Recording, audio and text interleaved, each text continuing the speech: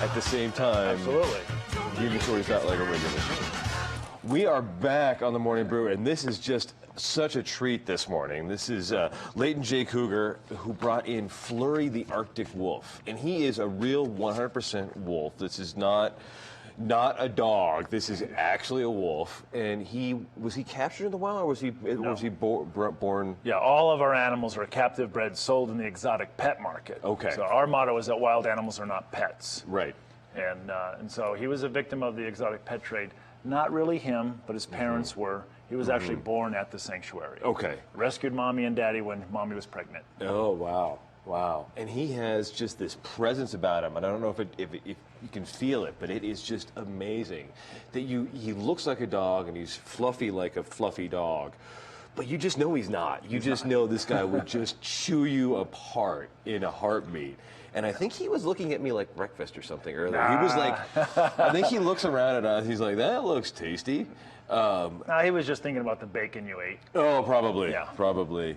There is a big difference between, I'm a dog lover, love being around dogs and around cats, but he has these real predator eyes. Yeah. He's looking at everything in an entirely different way from, any other animal I've really been around. Well, consider that he's so far removed from his natural environment. So he's got to really look around and see what's scary, what's going to attack me, what's going to hurt me. Right. Well, most humans think that, this is the big bad wolf, it's fearless. No. This may be the most fierce animal in the forest, but it's also the most fearful animal in the forest.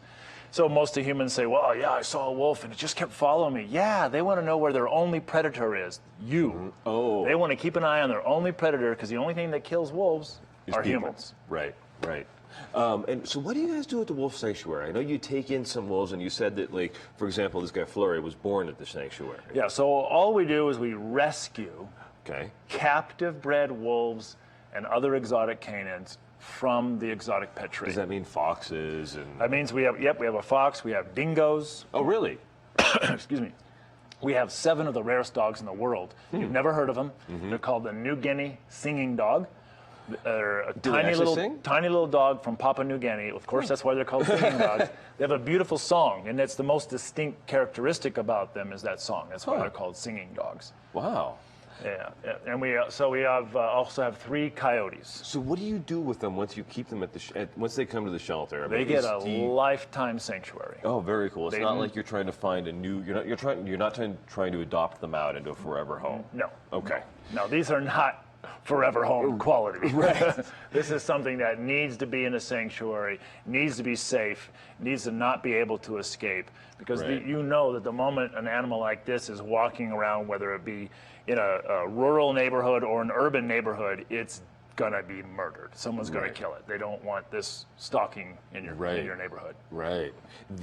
So how personable is he? He seems really great and really relaxed here. Is that just because you woke him up early to come to the show, or is he generally like this? No, this is his personality. That's why he gets to be in the public.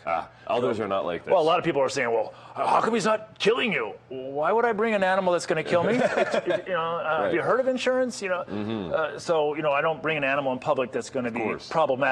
Right, right. And I've been really fortunate over the last 2 decades. I've rescued around 400 wild canids, and out of the 400, I want you to understand this number, out of 400, 7 have been able to come in the public and be comfortable on a leash. That's less than 1%. This one is the most comfortable that I've ever had. And I have to say it's probably because I raised him from a puppy. I had lots of experience. I had just raised 11 the year before, and out of those 11, 2 are able to come out in the public. Wow, wow. And the others just are terrified. They're wild animals. They're absolutely terrified of the modern society. They can't handle it. Right, I can imagine.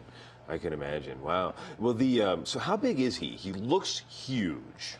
It's very deceptive because we have a lot of fur. I mean, take a look at this. I mean, he's shedding, so it's that season. He's literally going to shed, and I know this factually, 5 pounds. Wow. And the reason why I know it is that I collect it, wash it, weigh it, have someone in Santa Fe spin it, and really? we make garments out of it. Oh, really? So he's going to lose 5 pounds of fur, and it's coming out. It's always this time of year. Right. My dog is she's shedding right now too. Yeah. And so a lot of people, when they see him, I ask all the time, how much do you think he weighs? Well, I hear all kinds of numbers. I think I said 150 pounds. Yeah, 150, 250, 300. Come on. What I always tell people, if you took his coat off, could you wear it? If you're a 300-pound guy and you think he's 300 pounds, could you wear that coat? No. He's about 92, 93 pounds. Okay. Yeah. And it's all muscle. It's though. a lot of fur and a lot of muscle. Right. They're very lean machines. Right. So if you're taking in all these wild dogs and taking care of them, how do you fund the sanctuary? Well, we're a 501c3 nonprofit. Mm-hmm. We're dedicated to rescuing these animals and giving them a lifetime sanctuary, and we are dependent on the generosity of the public. And so it's all private donations. We don't have any corporate sponsorships. There's no government funding. We're not an organization that the government even could pay attention to. You know, it's not a domestic animal, and it's not truly wild because it's not actually living in the wild. So we fall between the cracks. Right. So where do you fall on the wolves in the wild situation now? I know that there are some people who really think wolves belong, and then there's other people who say, no, I don't want them around my livestock because they killed my livestock. Yeah, absolutely. You know, it's really important to understand that wolves, like many other animals in the woods, are a keystone species. You remove wolves from the woods, nature falls apart.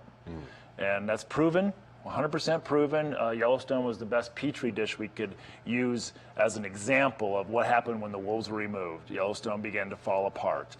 The ungulate population took over. The grazers ran out of things to graze. They became browsers, and the trees started dying. And as the trees die, riverbanks erode, and the soil erodes and blows away. And once we bring the wolves back into nature, they move the ungulate population.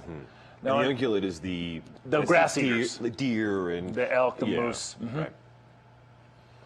And so what do you how do you tell ranchers this who say, well, my livestock's being eaten, my inventory is being eaten by these animals? And I challenge that across the board because one thing about wolves that's important to understand is that this one word, imprint.